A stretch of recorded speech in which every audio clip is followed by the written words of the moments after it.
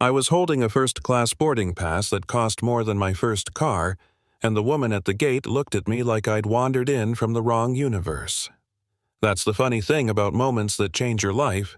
They don't arrive with music or warnings. They arrive quietly disguised as a look, a tone, a pause that lasts just a second too long.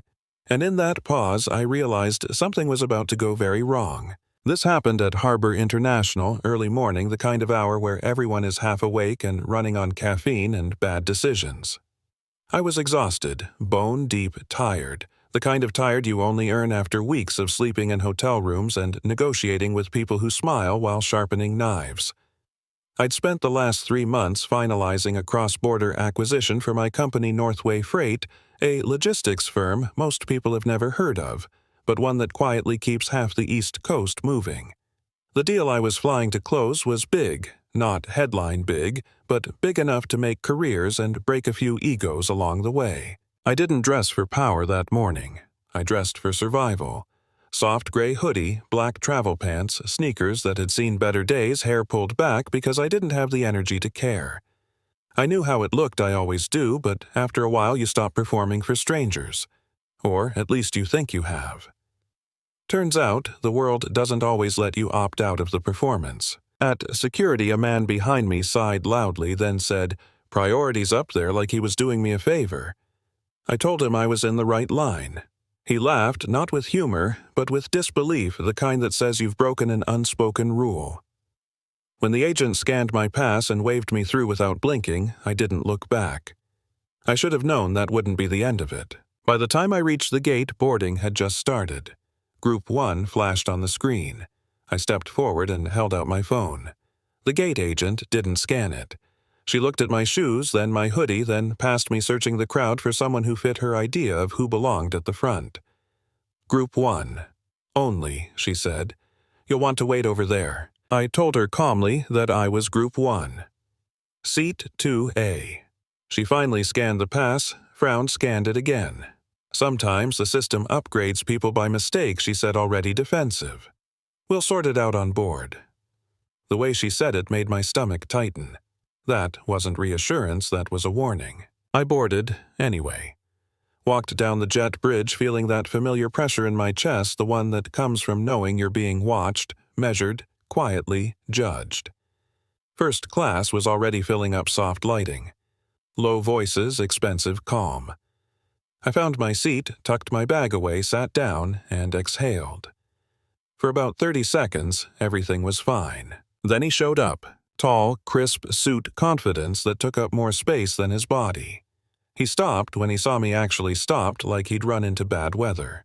He checked his seat number, looked at me again, then pressed the call button before he even sat down.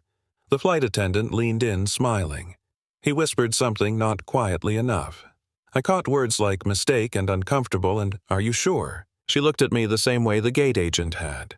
Shoes, hoodie, quick scan, verdict delivered. She asked for my boarding pass again. I handed it over.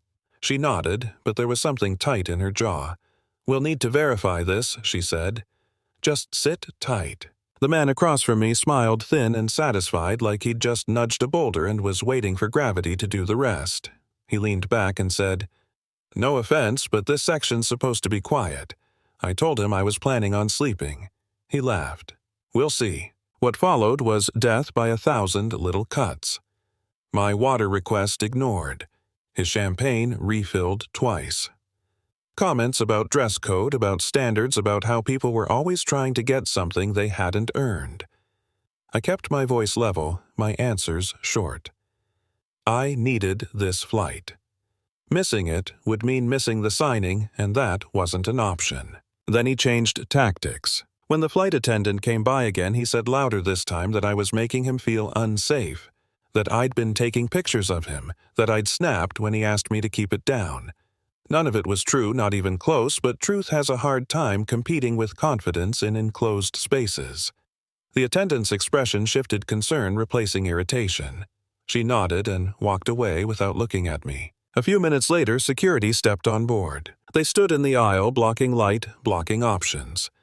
The officer asked me to gather my things. I asked why. He said there'd been a complaint. I said I hadn't done anything. The flight attendant reached up and pulled my bag from the overhead before I could touch it. "We need to check this," she said. Protocol. That's when it hit me. This wasn't about safety. This was about removal, about restoring the order they were comfortable with. I walked off that plane feeling heat behind my eyes and ice in my veins. The door closed behind me. The jet bridge felt longer on the way back, every step heavier than the last. At the gate, they told me the flight was now closed, that my bag would be returned after screening, that I should contact customer service.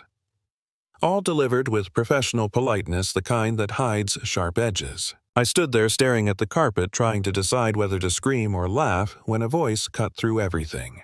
"What's going on here?" The captain had stepped out of the cockpit, uniform, crisp eyes alert. Not angry, not calm, just focused. The kind of person who actually listens when you answer. He asked for names, seat numbers. Asked why a boarded passenger had been removed. The gate agent spoke fast, defensive, citing complaints and risks and protocol. The captain looked at me, really looked, then asked for the manifest. It took less than 2 minutes. His expression changed, subtle but unmistakable. He made a call, turned away, spoke quietly. When he came back, his voice was firm. The plane wasn't going anywhere. He wanted my bag returned immediately. He apologized directly without excuses. And then he said something I'll never forget. "If you were cleared to board, once you don't leave my aircraft without cause." I reboarded in silence. The cabin felt different now, tense, watchful. The man across from me wouldn't meet my eyes. Here's where the story could have ended. Justice served, seat reclaimed, cue applause. But life doesn't like neat endings. About 20 minutes into the flight, after we finally pushed back, the man took a call. Speaker on, confidence back. He talked about the deal I was flying to sign, about how my company was overextended, how the acquisition would tank our valuation, how his firm was ready to short us the second the ink dried. He laughed about it, called it easy money. Said the CEO wouldn't see it coming. I was the CEO. I listened. I took notes. I forwarded emails mid-air, looped in legal compliance our partners